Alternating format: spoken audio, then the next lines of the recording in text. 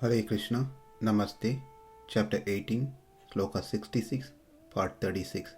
Sarva-dharmān parityajya, ekaṁ śaraṇaṁ vraja, ahaṁ sarva-pāpebhyo, mokṣayiṣyāmi ma śucaḥ.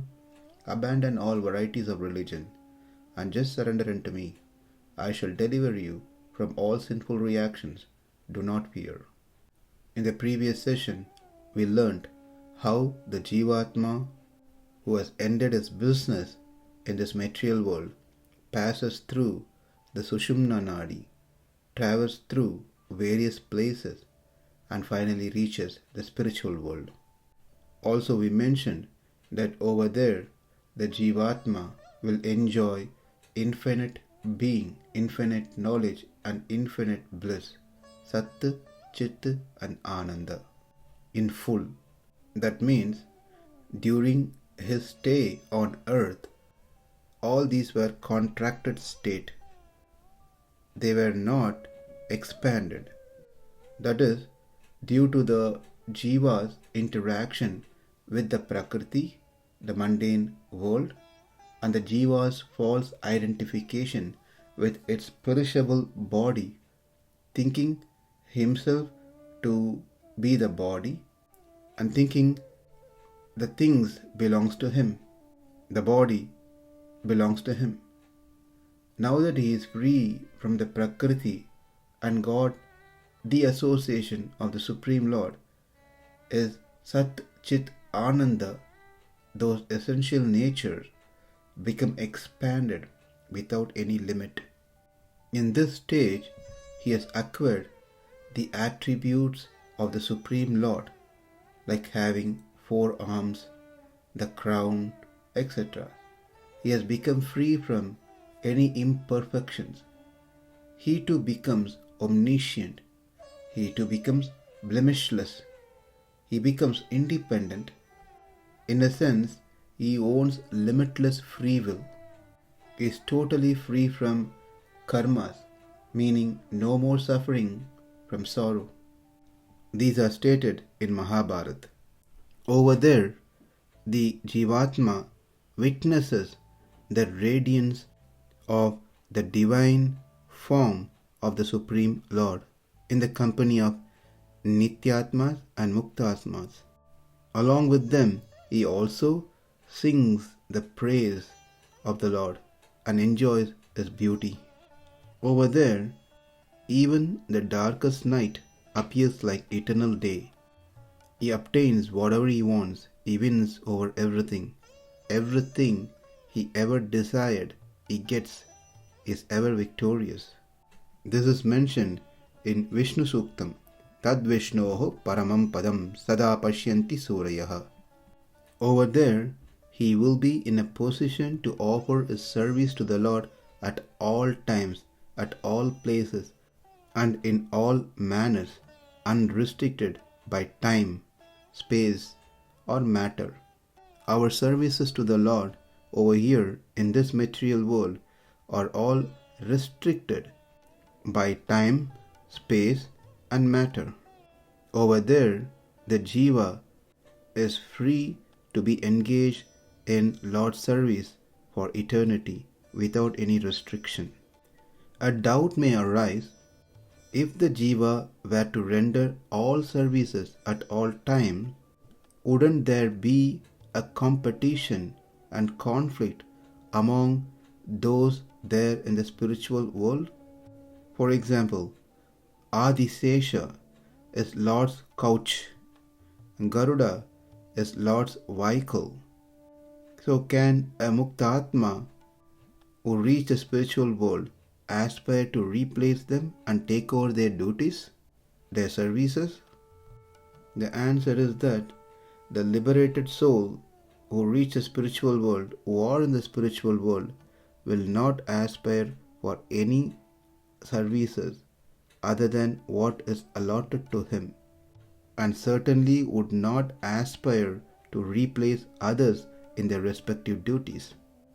How is it possible? Because his will coincides with the will of the Lord. It is Lord's will that respective duties to respective Atmas are assigned. Adishesha is assigned service to be Lord's couch. Garuda is assigned a service to be a vehicle to the Lord. Therefore, over there, the Nityatmas and Muktatmas are in align with Lord's will. Therefore, in the spiritual world, there cannot be competition or conflict. And most importantly, the pleasure derived from whatever service allotted will be the same for all of them. The pleasure that Anantasesha gets by being a couch to the Lord, the pleasure that Garuda gets by being a vehicle to the Lord will be the same pleasure for other liberated souls, even if they get engaged in sweeping the floor over there. The competition and conflicts arises even among devotees only in this material world because we are not in align with Lord's will. Therefore, at times, one person wants to take over the position of other person by some means. One person wants to show that he or she is better than the other person. All these even happens among the devotees. Then what to speak of non-devotees? The Jivatma who has attained the spiritual world, everything will be pleasant, agreeable and blissful. Even those that appeared painful or even less pleasurable while on the earth because of the nature of the material world would now appear enjoyable due to the absence of the material binding and the presence of the Lord. Swami Desikan gives an example that like a person who disliked delicious milk while he was getting cured for his indigestion, relishes it after getting cured. Therefore, after being experienced in the spiritual world with all that we just saw, the jiva would not have to go back to the earth. One may ask, will the jivatma who got liberated and in the spiritual world have any little desire to come to the material world? Answer is not at all. Well, what about his friends, relatives? Well, he got the Supreme Lord, who is the eternal friend, eternal relative, eternal father, mother, husband. Why would he even think of the mortal relationship that he had on this earth? Therefore, he will not have any desire to return back into this world. The reasons that is stated why so, that he will not go back to earth or would not have any desire to come to earth, because his wisdom has become fully blossomed. He has no illusions or ignorance that could impel him to return to earth. The second reason is that the Lord is so much pleased with the jiva that he would never let him go back to earth. Another reason is the jiva in the spiritual world whose pleasure is that of pleasure of the Lord. Therefore, he is not going to go against the wishes of the Lord. Therefore, there is no question of the jivatma displeasing the Lord and as a result being pushed down to the earth. There are many such reasons why the jivatma doesn't return back into this material world once it goes to the spiritual world. These are confirmed in many scriptures. Ahirbudnya Samhita says that prapyate paramam dhama yato navartate yatihi. The jiva reaches a point of no return, that is spiritual world, Paramapada. Krishna himself confirmed in the 8th chapter, Māmupaityak punarjanma dukkālayam ashāshvatam nāpnuvanti mahatmānaha samsiddhim paramām gatāha. Abrahma bhuvānālokaha punarāvartino Arjuna Māmupaityetu konteya punarjanma na vidyate. All these things says the Jivatma who attains the spiritual world will never ever return into this material world again. But the exception is for carrying out any of Lord's order, Lord's purpose on earth, like protecting the virtuous, destroying evil, and establishing dharma, as Krishna stated in Bhagavad Gita, he may be permitted to come to earth. In this case, he returns not as a result of karma, but out of free will, out of the will of the Lord. The Jivatma in the spiritual world can choose any number of bodies out of its own free will, like a flame that ignites several other flames. It can even desire to be with or without form. It is only in the material world one requires a body to enjoy something. But in the spiritual world, one can still enjoy without a form.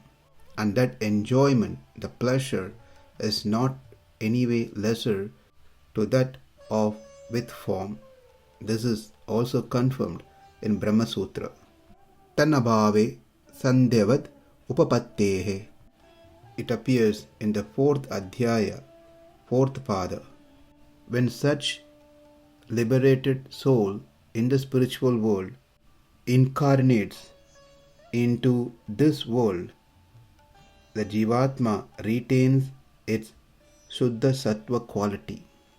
His being, his knowledge, his bliss, that is Sat Chit Ananda, never get contracted because he descended into this world. Because he descended into this world to fulfill the will of the Lord. For this reason, the results of deeds done during his stay in this world do not affect him at all.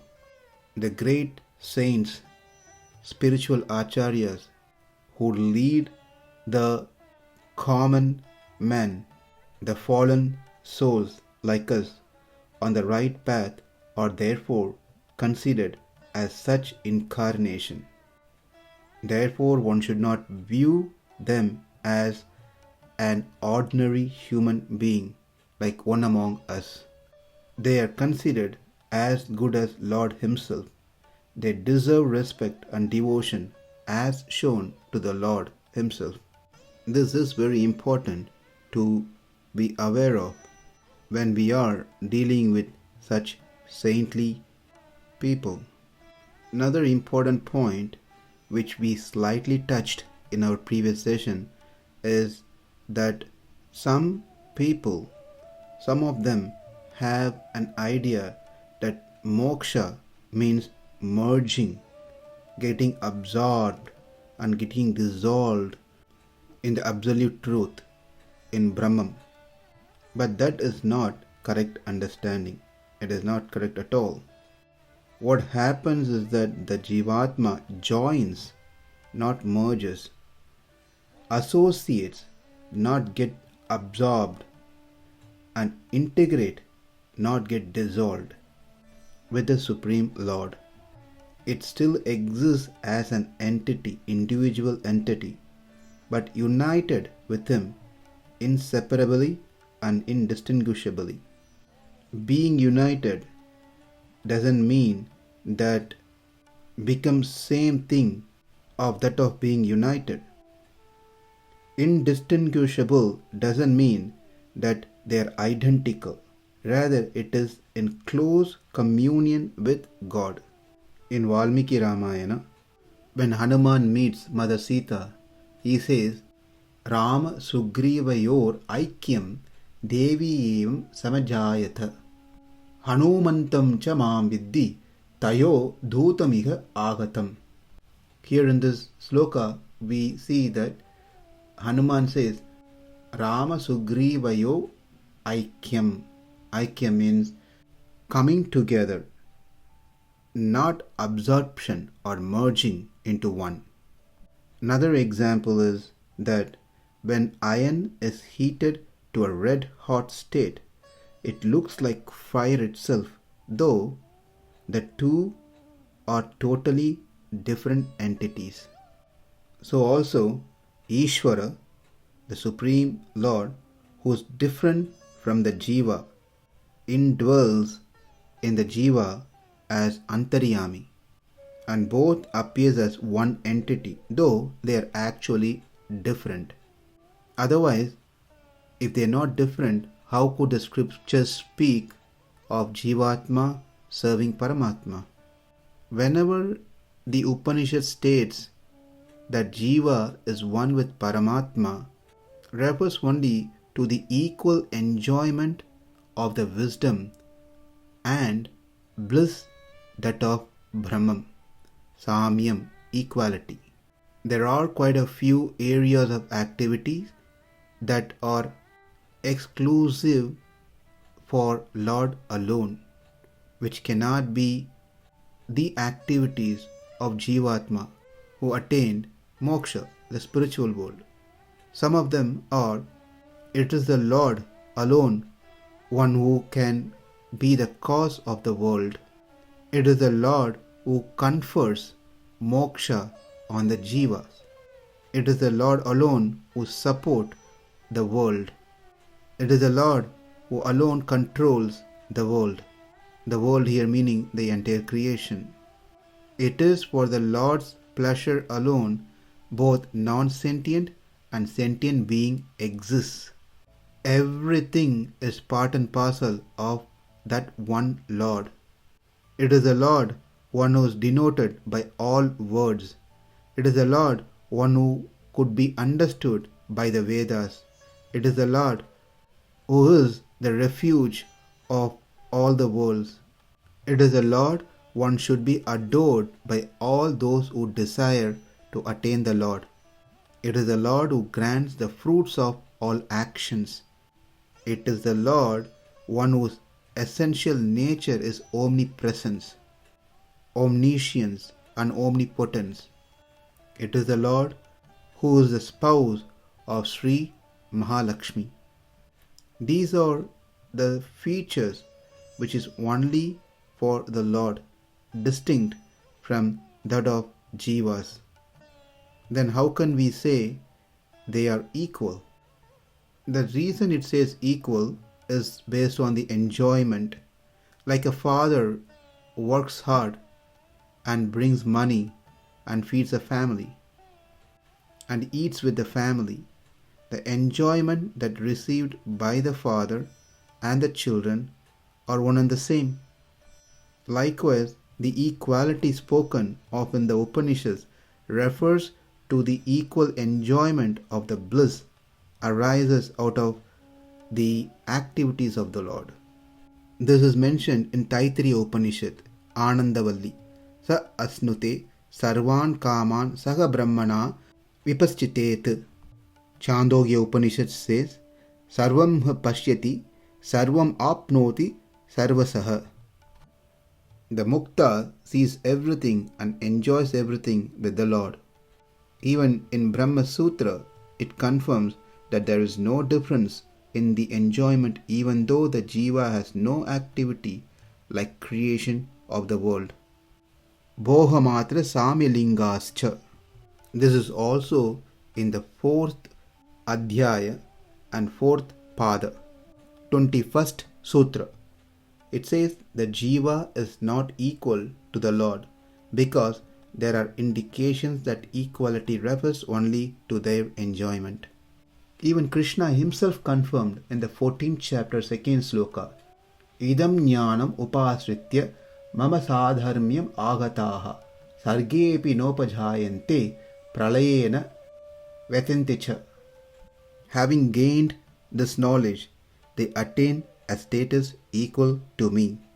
There is no more any birth or death for them. Mundaka Upanishad says, Niranjana paramam samyam upaiti. free of all blemishes, he attains absolute equality with me. Therefore, in this way, the jiva enjoys salokya, samipya, sayujya, sashti with the Lord eternally, ever, in the spiritual world.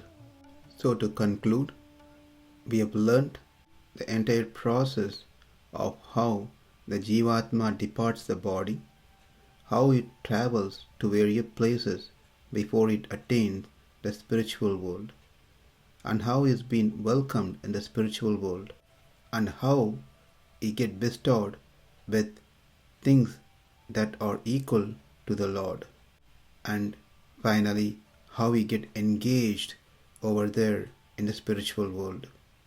There are a lot more details to whatever we went through in these short sessions, which can be learned in depth, in detail, by approaching a spiritual master or a qualified devotee. Now, for us to reach that spiritual world, we know that we should be free of sins. And Krishna in this sloka said, sarva-pāpebhyo, mokṣayiṣyāmi, I will remove you from all sins.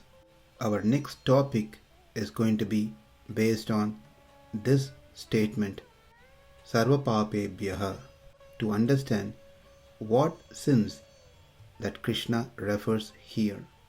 Is it sanchita karma or prarabdha karma?